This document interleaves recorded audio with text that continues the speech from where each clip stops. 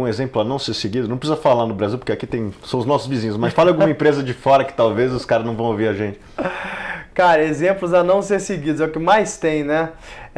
Acho que a gente não precisa citar nomes, mas dentro do Brasil mesmo, são aquelas empresas onde você tem, como diz o lema, né, um bando de gato gordo, que tá todo mundo ali, a empresa ela remunera por tempo de casa e não por meritocracia, né, pelo cara de fato merecer ser remunerado ou subir a se ascender ali dentro do negócio. Acho que quando você cria um sentimento de estabilidade no negócio, essa é a melhor forma que você tem de matar seu negócio, porque você acaba atraindo pessoas. A pessoa que gosta de estabilidade ali no trabalho, né, que não quer muita novidade, geralmente é um funcionário médio para ruim. Você não atrai pessoas outstanding, né, pessoas que eu chamo de AAA, muito boas.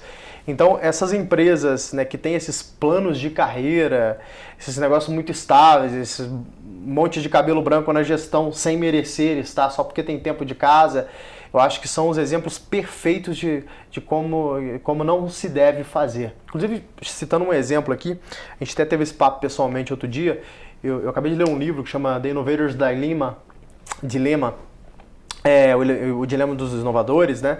Esse é um professor de Harvard, um ex-consultor, que ele fez uma pesquisa e falou assim, a grande maioria dos negócios, eles não falham, não é por incompetência não, é por excesso de competência em gestão. O que ele quer dizer com isso? O bom gestor é aquele cara que muito atenta nos seus KPIs, que analisa aqueles negócios ali, o DRE do negócio, quais são as decisões que eu vou tomar do negócio que vão trazer mais margem, vai deixar o negócio mais lucrativo. Mas a verdade é que nem sempre existem suas exceções, mas nem sempre inovar, reinventar um modelo de negócio é o caminho mais lucrativo para o negócio. P&D consome caixa pra caramba. Às vezes, principalmente se você for fazer algo disruptivo, você vai consumir caixa por bastante tempo e talvez você vai demorar para poder ver resultado disso. Mas a Google só está onde está por ela acreditar nesse negócio, né? Tem Google X, por exemplo, que já está lá há 10 anos desenvolvendo o driverless car. É uma inovação disruptiva que daqui a pouco, se esse negócio estando de fato em place, isso aí vai trazer um retorno gigante para o acionista de Google. Mas é uma empresa que não é gerenciada visando só lucro. Então eu acho que na verdade, ela é gerenciada pensando em lucro no principal business dela, que gera 30 bilhões de dólares por ano. Eles dão uma brincando e eles brincam, eles chamam até de other bets, com 6 bi. Então, mas eles fazem, esse que é o ponto. Grandes companhias. Mas não botam em risco nem um pouco o balanço dos caras. Imagino que não, mas a grande maioria das companhias não fazem isso, né? Então, quando a gente olha as grandes companhias tradicionais, agora que esse tema de inovação está muito em voga, eu sou bastante consultado por algumas empresas listadas e tal, aí o pessoal começa a procurar mais e fala, Thales, e agora? Qual que é o processo? O que eu faço para reinventar? Então o pessoal está começando a olhar para isso agora, mas olhando com uma visão assim, que eu faço aqui dentro? Eu crio uma área aqui dentro, dou uma verba para a área e tal, e geralmente é difícil você criar esse mindset de inovação dentro do negócio se você não traz alguma coisa de fora. Então, sei lá, a Amazon quando comprou as apps, né, quando o Toincher se juntou às apps, ela não comprou as apps pelo faturamento das apps, ela comprou para comprar a cultura de atendimento das apps, que era considerada a melhor cultura de atendimento do mundo, né, queria o time do Toincher. Acho que esse comportamento que a gente vê como padrão de quem consegue se reinventar. Uhum. Bom, vamos falar aqui alguns nomes novos no mercado, né? Eu digo nomes novos que talvez venham ao mercado. Esse é o ano que promete ser o ano dos IPOs, né? Então temos Uber, existe a chance de WeWork, Airbnb está no palio. Quem mais aí? Acho que o pessoal está falando lá de fora bastante disso, né? De IPO de Uber, né? De Airbnb.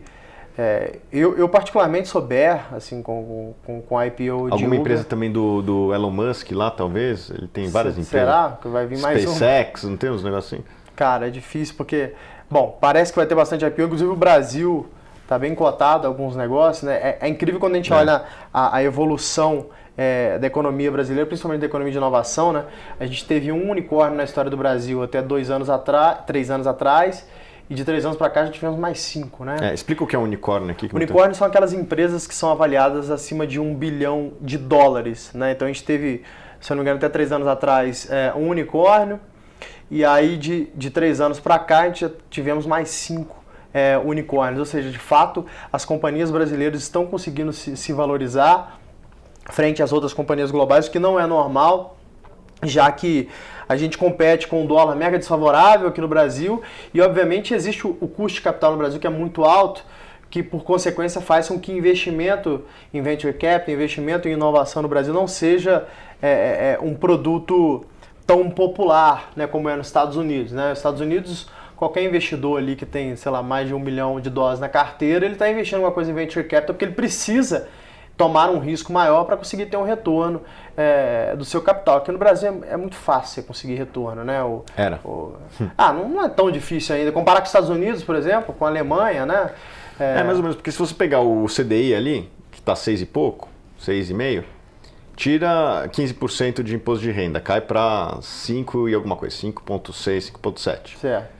Inflação de 4,5, meu amigo, é 1% ao ano real. Então já não é mais tão... você tem um ponto. Então, acho que de fato mudou completamente. Talvez ainda não tenha mudado a cultura do investidor, mas já está... Mas o cenário mudou, né? O cenário mudou e já tem... Acho que se a gente for ver os números de investidores em bolsa, cresceu 30% no passado, estamos batendo 800 mil investidores. Esse número era 500 e pouco há 2 anos atrás. E o número de investidores em fundos imobiliários dobrou no ano passado. E isso mostra que as pessoas já estão começando a se movimentar e vendo que... Foi inclusive uma frase do novo ministro Paulo Guedes, que ele falou que o Brasil foi durante muito tempo o paraíso do rentista e o pesadelo dos empreendedores, e o que eles gostariam é de inverter isso daí. De fato, para mim, enquanto empreendedor, assim, representando a comunidade, que eu acho que é de fato que precisa acontecer. O custo de capital precisa continuar diminuindo, inclusive no Brasil. Apesar de eu ser investidor também e tal, eu me beneficiar pessoalmente de juros altos, para a gente ter o privilégio de já ter capital e tal, eu prefiro que os juros sejam baixos para que a gente tenha mais acesso a capital, porque você cria mais riqueza, não adianta. Com certeza, existe muito mais riqueza nos Estados Unidos do que aqui.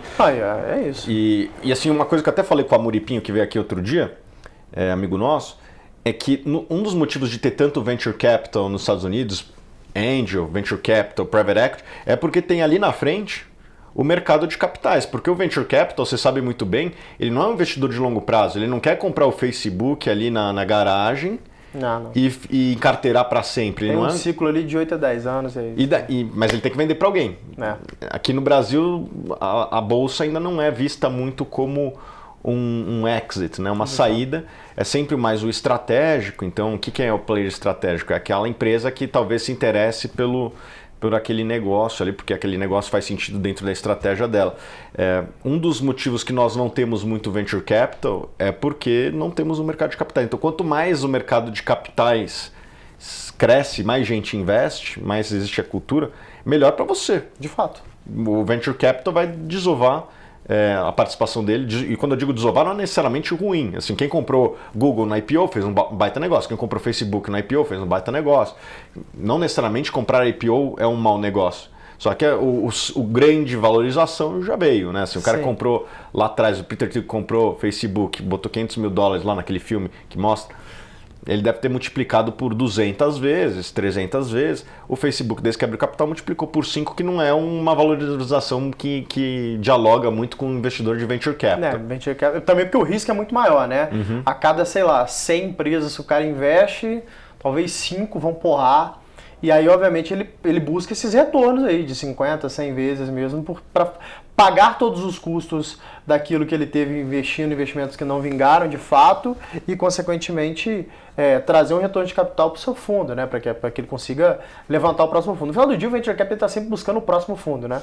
Quando que eu vou levantar meu próximo fundo, quando que eu vou comitar todo o capital desse fundo aqui e aí buscar meu próximo fundo. Então, ele precisa do retorno, não tem jeito.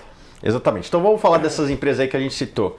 Se você está otimista ou pessimista. Não precisa explicar muito, só brevemente, assim, mensagem de Twitter. Uber. Bear. Airbnb. Sou bull. WeWork. Sou bull também. Bull também? Tem mais alguma aqui? Bom, a gente pode falar das FANG, vai. Facebook. Facebook eu tô bullish. Google. Bullish a vida inteira. Apple. Bullish também. Bullish, para quem não sabe, é otimista.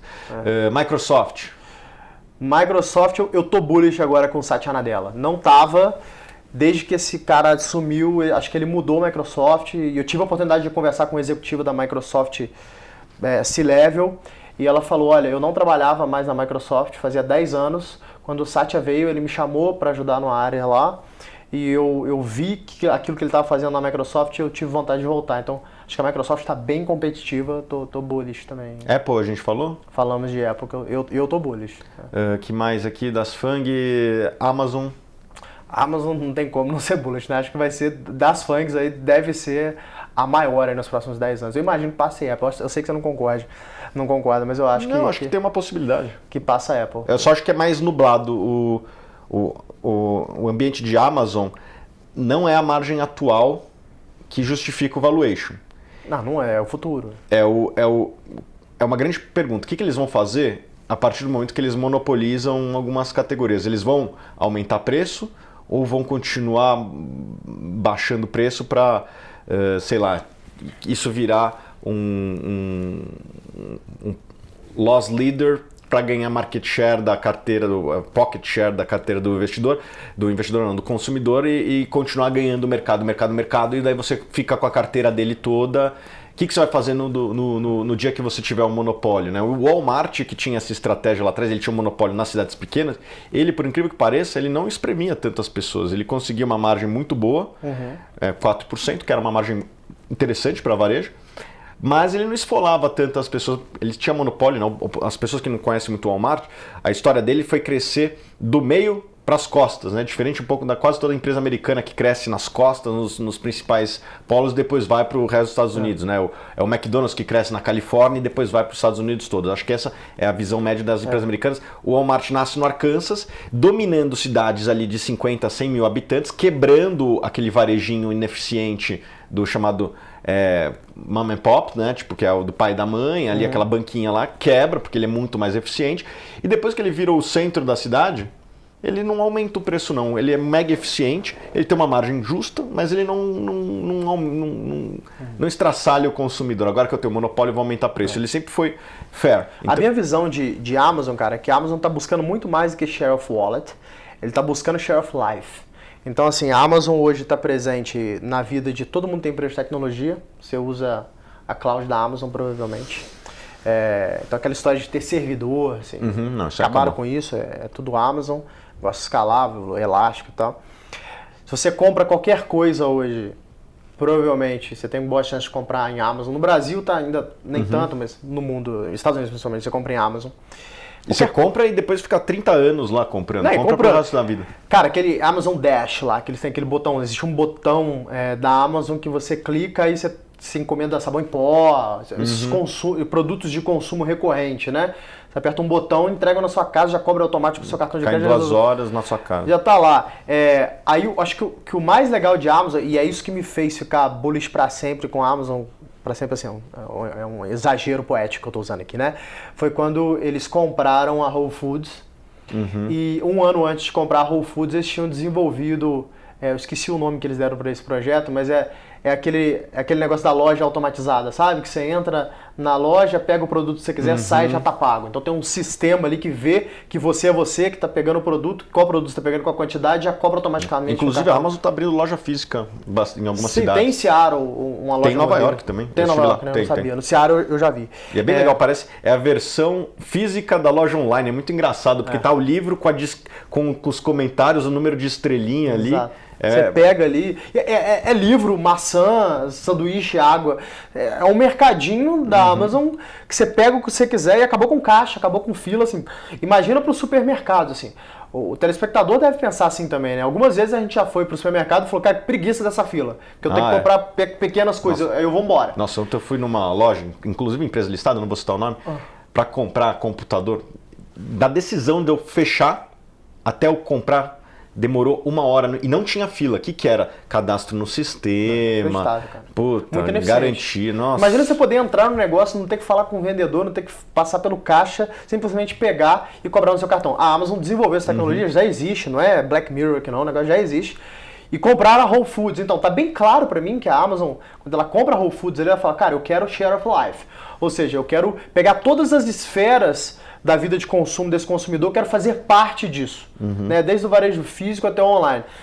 Eu acho que a Amazon tem uma grande chance ali de dar. Mas eu não sou bearish em Amazon, não. Eu só acho que é mais difícil precificar, porque, como você sabe, a perpetuidade do negócio ela representa no valuation de 50% a 70% do valor da empresa. E eu tenho uma dificuldade de imaginar qual que vai ser a margem na perpetuidade. E margem em varejo, se é 3% ou 4%, cara, o valuation às vezes estoura 50% ali. Então, é diferente de uma Amazon, de uma Apple, que se a margem for de 20% ou 22%, é 2% também, só que não cria tanto diferencial no valuation na hora que você traz. Então, de fato, a LTV da Apple é brincadeira. Então eu fico meio no escuro na hora de precificar. Eu sei que a empresa tem muito valor, eu jamais seria short nela. Inclusive tem alguns velho investors que ficaram shorts, eu acho, de maneira equivocada. Jamais ficaram. Aliás, short é uma coisa que eu não gosto muito de fazer, especificamente, porque short, se tudo der certo, você ganha 100%, se tudo der errado, e às vezes as coisas dão errado, você fica... Perde a alavancada, né? Você perde... Se tudo der certo, você ganha 100%, se tudo der errado, você perde tudo e mais um pouco. Mas eu tenho uma visão um pouquinho menos embaraçada para Google, Facebook, talvez menos Facebook e Apple. Essas empresas já geram caixa, algumas já têm política de dividendo, então acho que tem uma visibilidade mais fácil. É mais fácil fazer o valuation. Não vou dizer que é mais fácil, é mais previsível, talvez. Previsível fazer o valuation dessas empresas.